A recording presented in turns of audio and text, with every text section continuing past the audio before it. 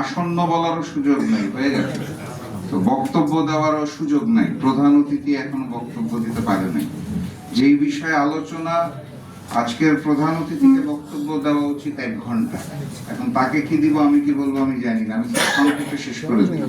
প্রসঙ্গ 1, জুলাই গণঅভ্যুত্থান আমাদের একটা শিক্ষা দিয়েছে নিজেদের ভিতরে, প্রত্যেকটা মানুষের। সেটা হচ্ছে অন্যায়ের প্রতিবাদ করার সৎ সাহস। সেটার প্রমাণ আজকের এই মঞ্চে হয়ে গেছে। আপনারা খেয়াল করেছেন কিনা জানি না, আমাদের বর্তমান সরকার যারা গণভোটকে মানে না, তাদের সাথে যেই সংগঠন আছে সরকারের অংশ, গণ অধিকার পরিষদ, তাদের ছাত্র সংগঠনের সেক্রেটারি এখানে বক্তব্য দিয়ে স্পষ্ট ভাষায় বলে দিয়েছে অন্যায়ের সাথে আমরা নাই। এটাকে বলা হয় হিম্মত, সৎ সাহস, অন্যায়ের বিরুদ্ধে রুখে দাঁড়ানোর যে সাহসটা, যে প্রতিবাদটা, এটা আমাদের আগে ছিল না। এটা আমাদের মধ্যে সৃষ্টি হয়েছে এই জুলাই গণঅভ্যুত্থান থেকে। আমরা এখন প্রতিবাদ করতে জানি, প্রতিরোধ করতে জানি, প্রয়োজনে আবারও রক্ত দিতে জানি। এটা সরকারের জন্য একটা মেসেজ। আজকের এই সমাবেশ থেকে সরকারকে এই মেসেজটা নিতে হবে, না হলে ভবিষ্যতে তাদের জন্য ফ্যাসিস্ট শেখ হাসিনার চেয়েও বাজে পরিণতি আসতে যাচ্ছে। এটা সরকারও বুঝে। এই কারণে আপনারা খেয়াল করে দেখবেন, প্রধানমন্ত্রীর বাসভবনের নিচে বাংকার তৈরি করার পরিকল্পনা করা হচ্ছে, সুড়ঙ্গ তৈরি করার পরিকল্পনা করা হচ্ছে। এখন এই সুড়ঙ্গের শেষ মাথাটা কোথায় যাবে?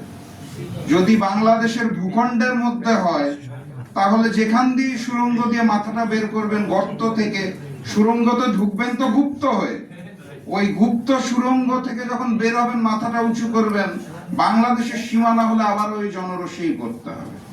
আর যদি এখন সুড়ঙ্গের মুখ যে দিল্লি বা শিলংয়ে পৌঁছায়, তাহলে কি হবে বলতে পারছি না, সেটা আপনাদের কিসমত ভবিষ্যতে বলে দিবে।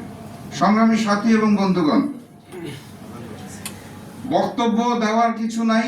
গণভোটকে এই সরকার মানতে চায় না, এটা আমরা সবাই বুঝে গেছি। 70% মানুষ যে গণভোটে হার পক্ষে বক্তব্য রেখেছে, প্রস্তাবনা দিয়েছে, সমর্থন দিয়েছে, ভালোবাসা জানিয়েছে, ভোটও দিয়েছে, সেই 70%কে এই মুহূর্তে বিএনপি সরকার মানতে চাইছে না, জনাব তারেক রহমান মানতে চাইছে না। আমি নির্বাচনী প্রচারণার সময় বক্তব্যে বারবার বলতাম লন্ডন থেকে এক মুফতি এসেছে। এটা নিয়ে সবাই আমাকে প্রশ্ন করতো কেন। আমি বলতাম লন্ডন থেকে আসার পর উনি ইসলামের ইতিহাস বিকৃত করা শুরু করেছে, ওনাকে আমি কি নামে ডাকবো? এই কারণে বলি লন্ডনের মুফতি। তারপর দেখলাম উনি আসলে ইসলামের ইতিহাস নয়, উনি বাংলাদেশের ইতিহাসই পাল্টে দিচ্ছেন।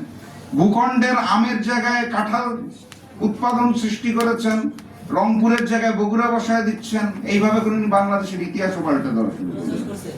গতকালকে দেখলাম ইসলামের ইতিহাস, বাংলাদেশের ইতিহাস দরকার নাই, জনাব তারেক রহমান নিজের দলের ইতিহাসই তো জানে। যেই ব্যক্তি নিজের দলের ইতিহাসই জানে না, নিজের দলের নেতাকর্মীকেই জানে না, উনি বাংলাদেশকে কিভাবে জানবে আর বাংলাদেশকে কিভাবে চালাবে? এটা এখন আমাদের প্রশ্ন।